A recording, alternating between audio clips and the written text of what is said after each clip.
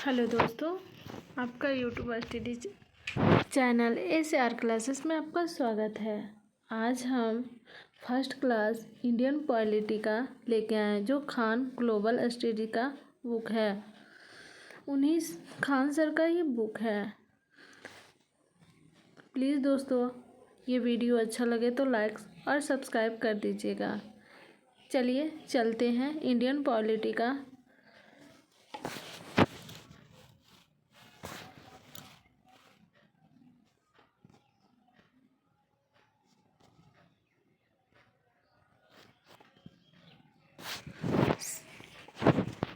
हमारा first topic है संविधान, कॉन्स्टिट्यूशनल। संविधान, आपको संविधान बोलने से लग रहा है सभी के लिए बराबर कानून को संविधान कहते हैं। संविधान हम किसे कहते हैं? सभी के लिए बराबर कानून है, गरीब के लिए भी, अमीर के लिए भी, सभी के लिए हमारा कानून जो है एक है। किसी के लिए ये नहीं है कि बड़ों के लिए अलग कानून बनाया गया है, छोटे के लिए अलग कानून बनाया गया, ऐसा नहीं है। हमारे संविधान में संविधान गरीब हो चाहे अमीर हो, चाहे कितने भी बड़े हों, सभी के लिए हमारे संविधान में हमारा संविधान कानून बराबर है। सभी के लिए बराबर कानून को ही हम संविधान कहते हैं। देश और राज्य का शासन कैसे चलेगा, उसको चलाने के लिए जिस किताब का नाम है उसे क्या कहते हैं? देश को चलाने या राज्य चलाने के लिए हमें जिस किताब का नाम है उसको क्या कहते हैं? जाहिर सी बात है, भारतीय संविधान। भारत को चलाने के लिए और भारत को राज्य को चलाने के लिए हमें भारतीय संविधान किताब है, इसका नाम है। इस किताब में हमारे भारतीय संविधान में किताब का लेसन कितना है? 22 लेसन है। इसके लेसन को हम लोग भाग कहते हैं। हमारे संविधान में जो 22 लेसन है उसके लेसन को हम क्या कहते हैं? भाग कहते हैं। इसमें से कुछ टॉपिक लिखे गए हैं जिसे अनुच्छेद कहते हैं। जो लिखा गया है टॉपिक उसे हम क्या कहते हैं? आर्टिकल्स कहते हैं, अनुच्छेद कहते हैं। और हमारे संविधान में कितने आर्टिकल्स हैं? 395 395 अनुच्छेद है हमारे संविधान में। हमारे भाग 1 में है, भाग 1 अनुच्छेद 1 से 4 तक है, हमारा 4 तक। संघ और राज्य क्षेत्र, यूनियन एंड इट्स टेरिटरी। अनुच्छेद 1 हमारा कहता है भारत राज्यों का एक संघ है। भारत राज्यों का एक संघ है, अर्थात इसके राज्य कभी भी टूटकर अलग नहीं हो सकते। हमारे अनुच्छेद 1 में है कि राज्यों का एक संघ है, यूनियन है, इसके राज्य में कभी भी टूटकर अलग नहीं हो सकता है। ये हमारे आर्टिकल 1 कहता है। कॉन्फेडरल परिसंघ, परिसंघ उसे कहते हैं जिसमें छोटे छोटे राज्य आपस में जुड़कर और अपनी थोड़ी थोड़ी शक्ति केंद्र सरकार को देकर एक देश का निर्माण करती है। उसी को हम क्या कहते हैं? परिसंघ बहुत ही कमज़ोर होता है, इससे कोई भी देश आसानी से अलग हो सकता है। किससे अलग हो सकता है? इससे कोई भी देश आसानी से अलग हो सकता है परिसंघ में। नेक्स्ट है फेडरेशन, संघ। राज्य से मिलकर एक देश का निर्माण करते हैं और हर राज्य अपनी कुछ शक्तियाँ देश को देते हैं और देश कहते हैं कि आप इन शक्तियों का प्रयोग करें। इससे भी कोई भी राज्य अलग हो सकता है। नेक्स्ट है हमारा यूनियन, संघ। इसके राज्य कभी नहीं हो सकते। अमेरिका एक फेडरेशन है और भारत एक यूनियन है।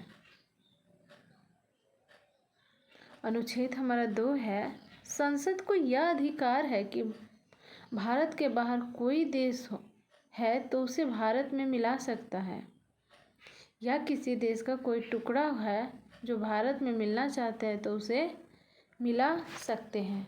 ये हमारे आर्टिकल 2 कहता है कि संसद राष्ट्रपति के पूर्व अनुमति हमारी संसद जो है पूर्व पहले किससे अनुमति लेगी? राष्ट्रपति के पूर्व अनुमति सूचना पर किसी विदेशी राज्य को भारत में मिला सकता है।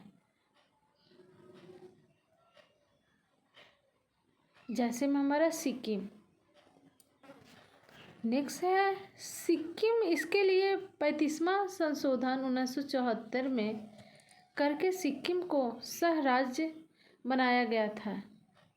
इसके लिए संविधान में एक स्पेशल अनुच्छेद 2 को काम में जोड़ा गया था, लेकिन फिर भी सिक्किम को 36वां संविधान संशोधन 16 मई 1975 के द्वारा भारत का 22वां राज्य बनाया गया। किसे? सिक्किम को बनाया गया। कब? 16 मई 1975 को। किस संविधान संशोधन के तहत? 36वां संविधान संशोधन के तहत सिक्किम को एक राज्य बनाया गया। नेक्स्ट देखते हैं। नेक्स्ट है अनुच्छेद 3। संसद राष्ट्रपति के पूर्व अनुमति से भारत के किसी भी राज्य को बिना उसकी अनुमति नाम, सीमा, क्षेत्र में परिवर्तन कर सकती है। संसद जो है राष्ट्रपति के पूर्व अनुमति से भारत के किसी भी राज्य को बिना उसकी अनुमति से नाम या सीमा क्षेत्र में परिवर्तन कर सकता है। कौन कर सकता है परिवर्तन? ये पूछा जाता है कि किसी भी राज्य का नाम या सीमा या क्षेत्र कौन परिवर्तन कर सकता है? तो संसद। किसके अनुमति से? राष्ट्रपति के पूर्व अनुमति से। जैसे में एग्जाम्पल देखते हैं एमपी छत्तीसगढ़। छत्तीसगढ़ को 1 नवंबर 2000, यूपी उत्तराखंड को 9 नवंबर 2000, बिहार को झारखंड से अलग करके 15 नवंबर 2000। अब हम अनुच्छेद 4 देखते हैं। जब संसद अनुच्छेद 2 का प्रयोग करेगी यानी किसी विदेशी राज्य को मिलाएगी, या अनुच्छेद 3 का प्रयोग करेगी यानी किसी राज्य को तोड़ेगी, तो उसके लिए राष्ट्रपति से किसी विशेष अनुमति की ज़रूरत नहीं है, क्योंकि इसे अनुच्छेद 368 के बाहर रखा गया है। जिसको अनुच्छेद 368 में रख दिया जाता है उसमें राष्ट्रपति का हस्ताक्षर जरूरी है, और जिसमें 368 के बाहर रखा जाता है उसमें से राष्ट्रपति का हस्ताक्षर की ज़रूरत नहीं होती। अब देखते हैं अखंड भारत। हमारा भारत अखंड भारत था। सबसे पहले 1893 में डुरंड लाइन खींच दी गई और पाकिस्तान अलग हो गया। पाकिस्तान पूछा जाता है किस लाइन से अलग किया जाता है, तो डुरंड लाइन से पाकिस्तान को अलग किया गया था भारत से। अफगानिस्तान अलग हो गया। यह अखंड भारत का पहला टुकड़ा था। अखंड भारत का दूसरा टुकड़ा था 1935 में म्यांमार बर्मा अलग हो गया था। अखंड भारत का दूसरा टुकड़ा था 1935 में म्यांमार जो था अलग हो गया था भारत से। अखंड भारत का तीसरा टुकड़ा पाकिस्तान 1947 में अलग हो गया। पाकिस्तान का विभाजन मुस्लिम जनसंख्या पर हुआ था। एक और पूर्वी पाकिस्तान और एक और पश्चिमी पाकिस्तान हो गया। बाद में पूर्वी पाकिस्तान बांग्लादेश बन गया।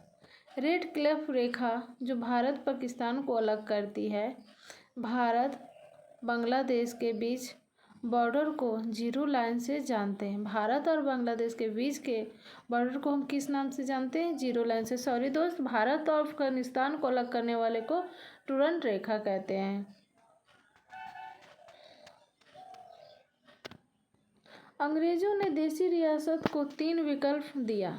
पहला है पाकिस्तान में मिल जाए, दूसरा है भारत में मिल जाए, तीसरा है स्वतंत्र देश बनावे।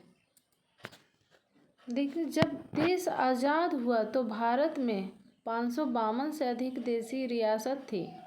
552 देश रियासतों को मिलाकर फेडरेशन बनाना संभव नहीं था, इसलिए सरदार पटेल को जिम्मेदारी दी गई थी कि इसे मिलाकर यूनियन बनाए। इस काम में 3 लोग का महत्वपूर्ण भूमिका थी, सरदार पटेल, बीपी मेनन एवं माउंटबेटन। इन लोगों ने सभी राज्यों को भारत में विलय करा दिया, किंतु 3 राज्य भारत में विलय के लिए तैयार नहीं थे। पहला था हमारा हैदराबाद।